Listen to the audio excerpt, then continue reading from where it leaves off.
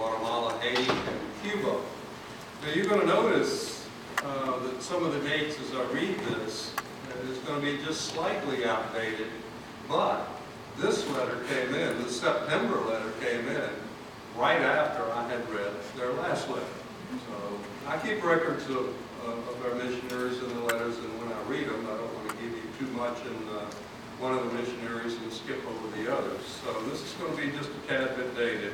But it says, "Dear workers together with us, God is faithful and we are blessed. I just returned from Cuba. It was a blessing to see these churches that we were able to visit on this trip. Unfortunately, we weren't able to see as many of them as we have in some of the last visit. We rejoice that after 24 years of travel to this country, we're able, and it's good to know that we have started and maintained some 13 different churches. Keep on praying for them. Though there have been many changes over the years, it is still difficult.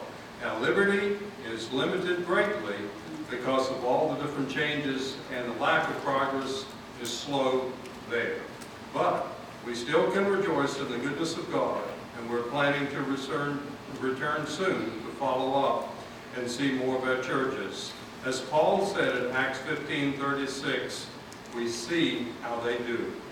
This is a wonderful part of their ministry."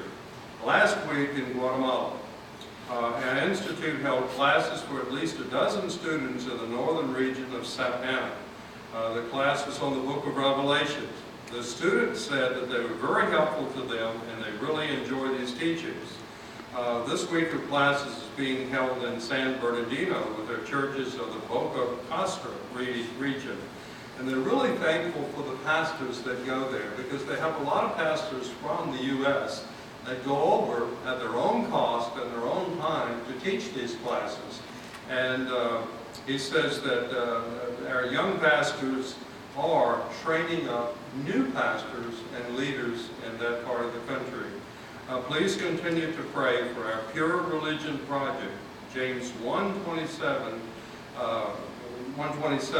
and it says God is doing some great things in the ministry there. And from Haiti, he is really asking us to pray from there, because this, I've already posted this letter in the frame, which is right over here by the east door. But they had a little girl, and he shows a picture of this little girl. And he says, in these countries, in these poor countries, he said, it's not at all unusual just to wake up one morning and find another child on the doorstep of the orphanage. So they show this little girl, and they even give a website. If you're interested in following up and seeing a little bit more about the details of what they're doing. But he's thanking the people who are supporting these kids at a matter of $40 per month. And he said they still have a number of children without support. They don't turn them away whether they have the support or not. But if anybody's interested in supporting a child for $40 a month, there's a website there of how you can get involved in that.